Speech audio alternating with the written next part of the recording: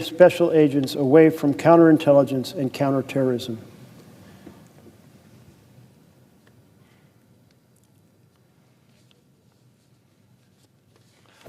Oh, I see. Thank you for the note. I see that my colleague from New Jersey is on the floor, and I would welcome a question if he has one. I appreciate it, and appreciate my colleague pausing for a question.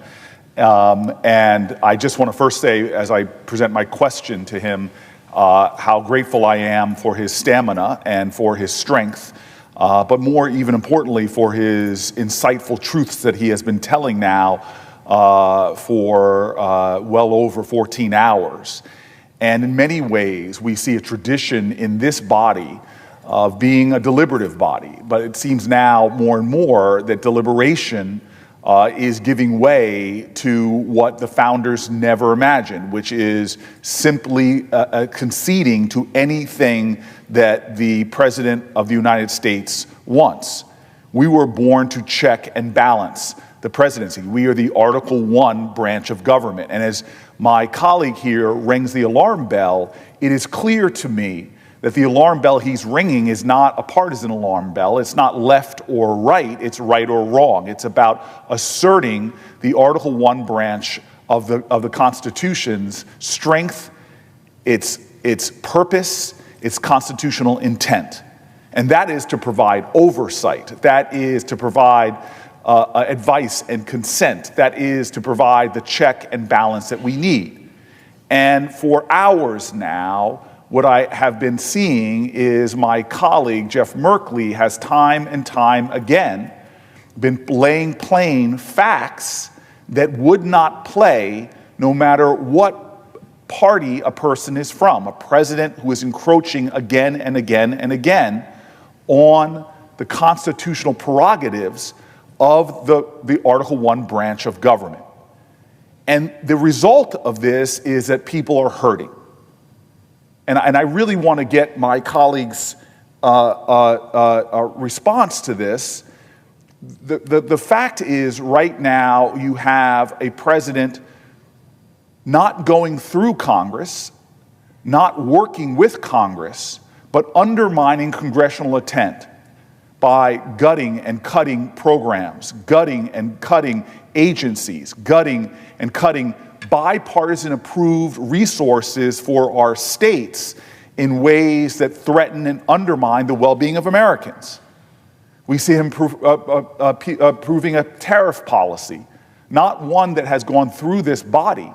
In fact, I would say not one that people in this body would even agree on, that is hurting American farmers, that is driving them to their knees. They want trade, not aid. And as a result of that tariff policy, it's not only hurting the bedrock people who put food on the table for Americans and people throughout this world, but it's hurting consumers by driving up grocery prices. What my colleague continues to point out is how these violations of our constitutional norms and traditions, the insult and injury done to our Constitution, has a real-life impact on the lives of Americans, making us poorer, making us sicker in our lack of access to health care. That we are seeing a time now that if we do not ring the alarm bells, more and more Americans will be hurt by a president who is acting more like an authoritarian leader than a democratically elected executive in the Article II branch. And this is not a left or right moment. It is a right or wrong moment. This is a moral moment in America. And I love what Martin Luther King said. He said, the problem today is not the vitriolic words and violent actions of the bad people, it's the appalling silence and inaction of the good people. And so this is a time that my colleague, through doing this extraordinary step here for more than 14 hours, all through the night, standing up and saying, look, democracy has never been a spectator sport. If you love this country, if you love in a deep devotion the ideals of patriotism more than a party, now is the time for all good people to stand up and call it out.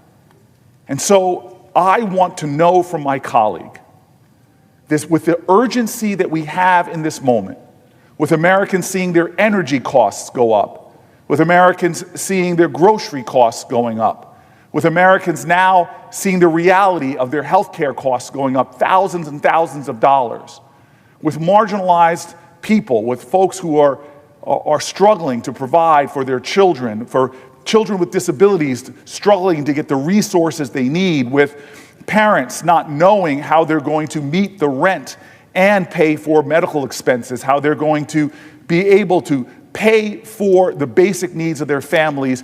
This is a time that if you believe in the cherished principles of our nation, from patriotism, devotion to our national ideals, if you believe in the ideals of our nation, love thy neighbor, if you believe that we are one nation under God, this must be the time where more people stand up and speak out, because the only thing necessary for the triumph of tyranny is for a free people to remain silent. And so I ask my colleague right now, because there are people saying, what does it matter that a senator is standing up? I ask my colleague right now to maybe say directly to the American people why you are taking this courageous stand tonight, what you hope they will take away, because it's not about you or me, it's not about the 100 people here. We have seen this president back down before when the American people in a chorus of conviction stand up and say no, no more. As Frederick Douglass says, the limits of tyranny are prescribed by the people who face the oppression. I ask my colleague, what is the message that you are trying to send with this courageous stand, with this incredible endurance, with this strong speech you are giving today? To my colleague from New Jersey, the message, most important, is that the tyranny has already arrived. It is not down the street. It is not around the corner. It will not be encountered on the path tomorrow. It is here at this very moment. And that tyranny comes in two forms, so important to our country. The first is the attack on freedom. Freedom is secured by due process. So when an authoritarian president runs over due process, he threatens freedom for all of us. When an authoritarian president says, I will dictate through research grant control what universities teach, he's stealing the academic freedom of our independent universities and really gutting the vision that people go to universities to explore ideas and to learn, not to receive propaganda written by a government. If you want that version of the world, that's not freedom. That's found in tyrannical governments. That's found in China, not here at our universities in the United States of America. When he proceeds to say we are going to control law firms by suing them and taking away their security clearances and extorting them to put $1 billion of free law into causes the president wants, that is a form of tyranny against the free enterprise of law firms to have the clients they want and serve the people they want. I read an article sometime in the middle of the night that was about the profound impact on nonprofits that are out of favor with the president, and therefore they're not getting the legal help that they had in the past, and how that affects their largely impoverished clients. So there's damage that ripples through the universe from these attacks on freedom.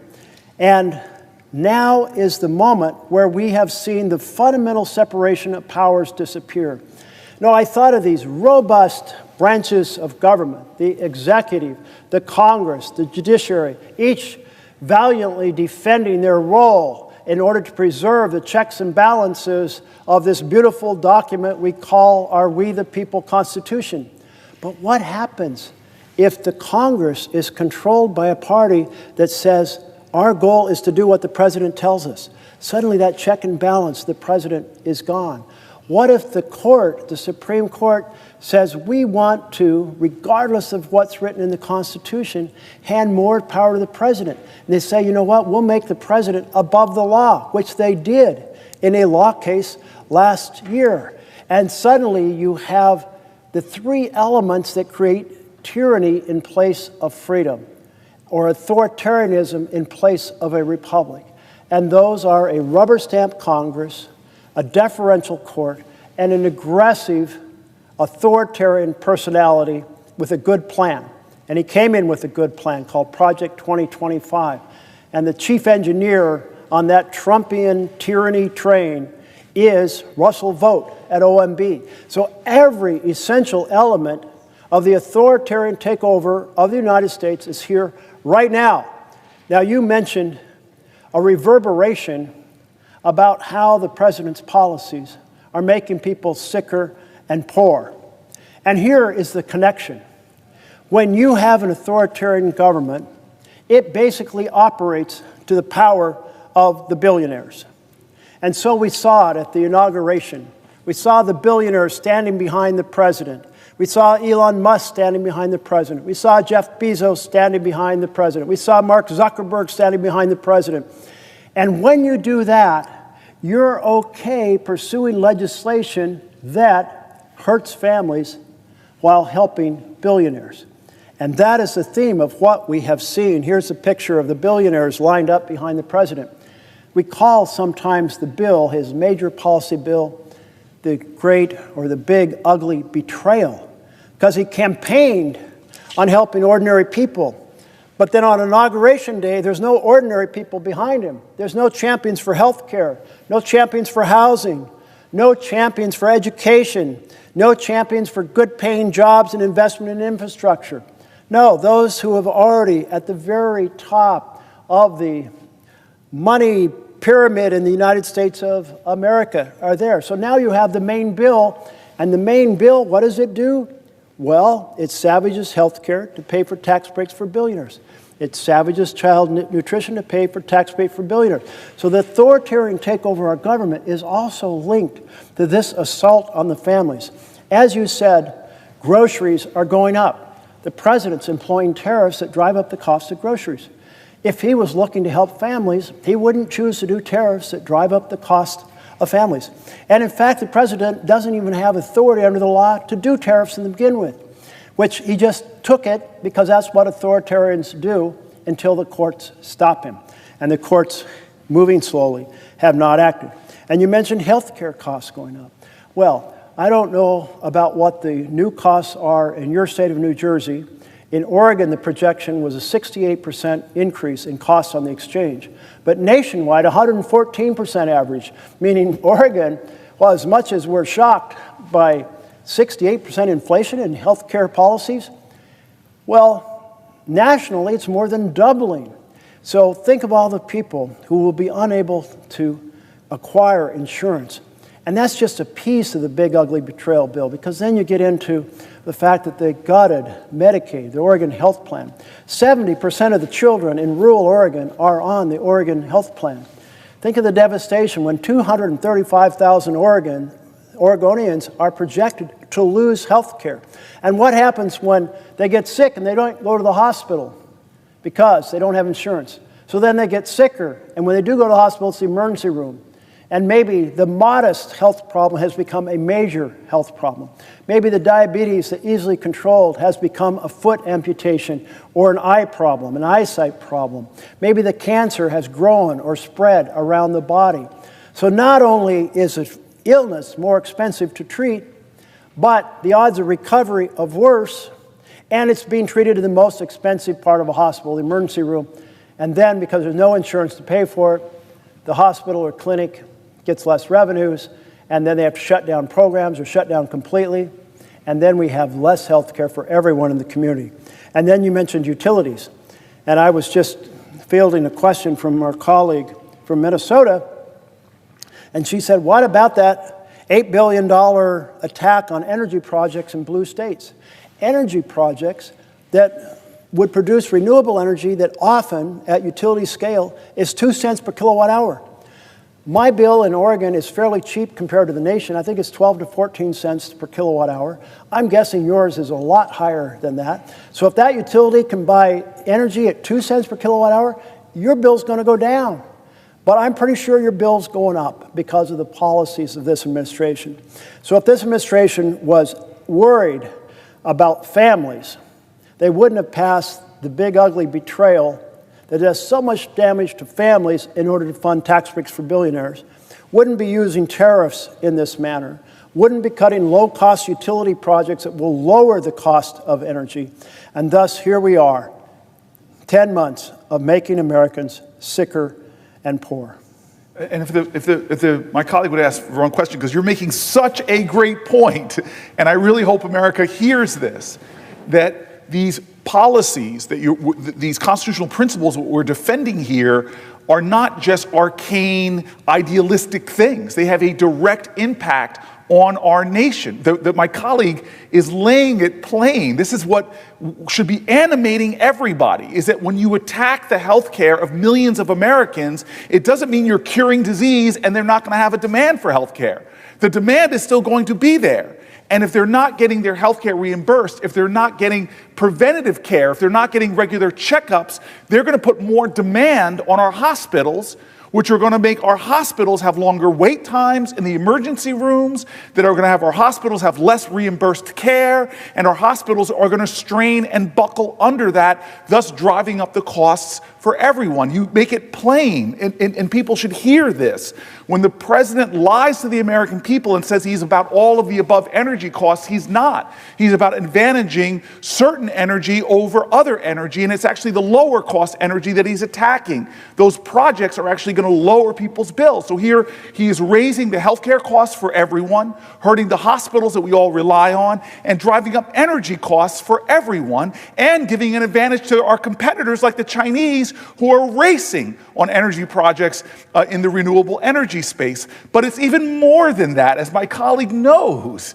When you have boneheaded attacks on our Constitution, as opposed to going through the Congress where there's deliberation and debate, you are actually raising costs in other ways too. As my colleague knows, Americans right now are seeing the investments that we make that return for the taxpayer significant returns in science and research. We are a nation that has exploded industries that the rest of the world is trying to catch up to us. We are the nation that invented so many great things by funding research, basic research and technology. And so attacks on universities, where they are now reporting less postdoc programs, less PhD programs, less research going on in America, you are ceding the pathway to human endeavor. You're closing it off. As my colleague was saying, attacks on universities, making them come and bend a knee. Those universities are saying, no, I will not bow to you. You are not my king. And then that king, wannabe king, cuts fundings to our greatest research institutions, not in America, the greatest research institutions on the planet Earth that have spawned new innovations, from quantum computing to fission and fusion, to robotics, to medical sciences. When you cut off the resources to those things, you are starving the goose that has been laying the golden egg for human endeavor, for industries and more. It has a cost when a president goes rogue and does what he wants to do. It has a cost, not just to our liberty, when you make universities, when you make businesses, when you make law firms bow before you or be punished by you. It has a cost to our liberty, but it also has, as you are saying so plainly, what most Americans are saying over and over again, is it has a cost financially to American families who are right now struggling. As you have said time and time again over these last dozen plus hours, Americans are hurting. Americans are afraid. Americans are worried that they're going to get a diagnosis from a doctor that's going to drive them to bankruptcy. Americans don't know how they could take care of a sick child and pay the rent. And this is directly being attacked by a president who is doing things that are driving up their energy costs, who are driving up their medical costs, who are driving up their grocery costs, and who's failing to make the investments that keep America ahead of the competition we are seeing in places like China. It is boneheaded. It is financially imprudent. It is hurting America as well as our constitutional framework. The genius of our founders in this great experiment that is now 250 years old, that has put us at the top of all of humanity in innovation, in human success, is now being jeopardized after 250 years by a president who is claiming authorities that the Constitution and our framers never intended to rely to be in the executive. And so, God bless America, my colleague from Oregon is giving a master's class today. A master's class now for 14 plus hours, closing in on 15. A master's class in helping people understand not just constitutional principles, but how all of us are invested in this Constitution, how all of us are invested in making sure that nobody steps outside of those constitutional authorities, because when it does, we have seen what has happened when McCarthyism rose. We have seen what's happened when demagoguery trumps common sense, common cause, common purpose, and a shared devotion to that flag. And so I ask my colleague right now, we haven't even had a year of this president, and we have watched things happen where this body has not even called an oversight hearing, when our very national security was in jeopardy, when you have Americans at the highest level of our Defense Department using a commercial app with reporters on it to release classified information. We didn't hold one oversight hearing. When we took the extrajudicial step to blow up speedboats, there has been no oversight into that claimed attack on people that were allegedly smuggling drugs. We are constantly not doing our job, which is not a partisan one.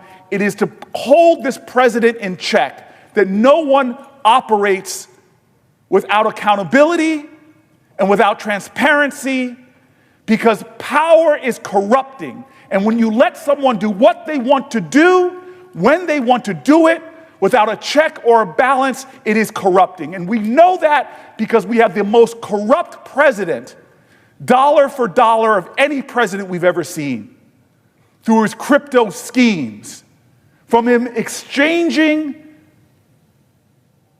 his authorities for compensation that makes him a richer man.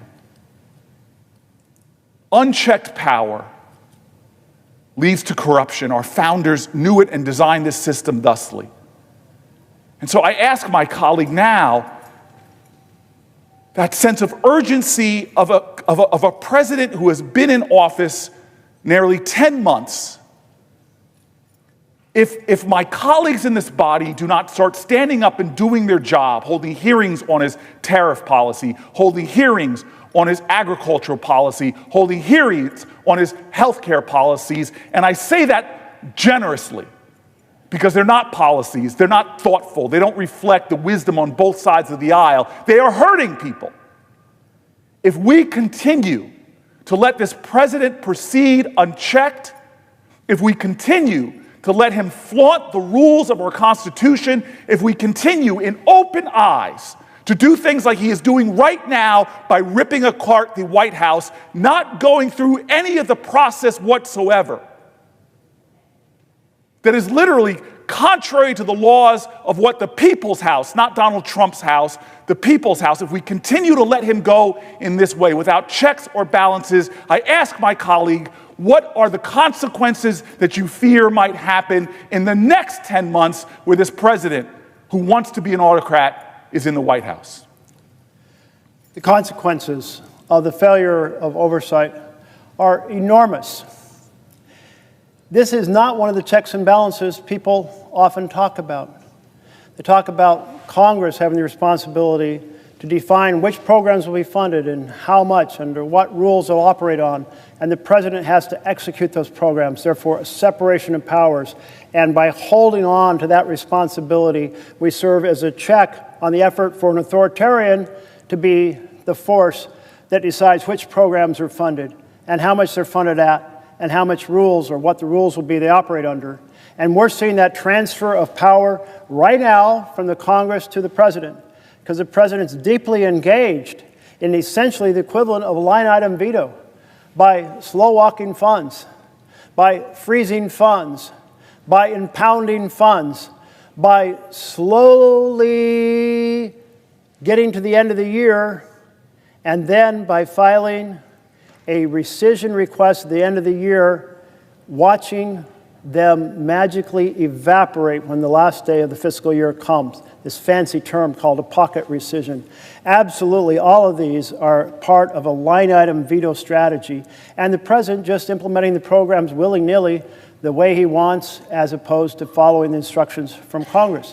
So in 9 months, we have seen not just an attack on the freedoms, we've seen not just an attack on the cost of living through utilities and through food and through health care going up and up and up, but we have also seen this fundamental collapse of oversight that you've pointed to. If this much damage to the checks and balances can be done from January to October, if this much damage has been done to costs that Americans experience from January to October, if this much damage can be done to American freedoms from January to October, then that next 10 months, that's amplified because the administration's in full gear now. They're not diverting attention trying to get a Secretary of Defense confirmed. They're not diverting attention trying to get the head of the FBI confirmed. No, they're in full gear now with this set of instructions that flow from this plan, Project 2025, developed by our current director of OMB, Russell Vogt. And he is one capable individual who has a belief in the supreme primacy of the executive branch, calls it a unitary executive, and that the president should make the decisions about what's funded and how it's funded. The president should make the decisions about the rules for those programs. And that means the collective knowledge of these 100 senators, bringing their diverse life experience, their diverse education, their diverse knowledge of different parts of the country. All of that diverse experience is tossed out.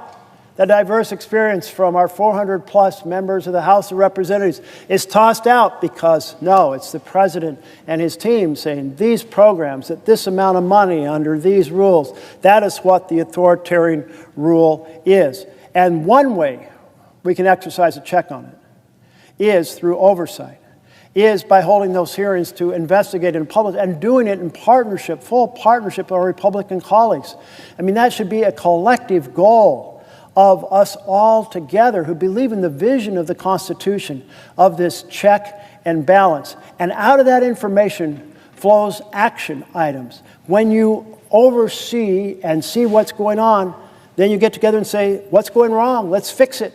But you can't get to the point of saying, let's fix it, if you've got your eyes covered up, your hands over your ears, your head in the ground, and saying, I don't want to look at the administration. I know a lot of bad shit is going on over there, but man, that's the president of my party, and if I dig into that, he's going to be very upset. And we have seen how he is personally directing criminal investigations about people who have criticized him. There is concern by some of our colleagues, rightly so, that if they be the ones to speak up and say this is wrong, they will be next on the list, the enemies list. And when you think about the fact that on that enemies list is even our own fellow senator, like this is people who he was unhappy with because they said that the 2020 election wasn't stolen.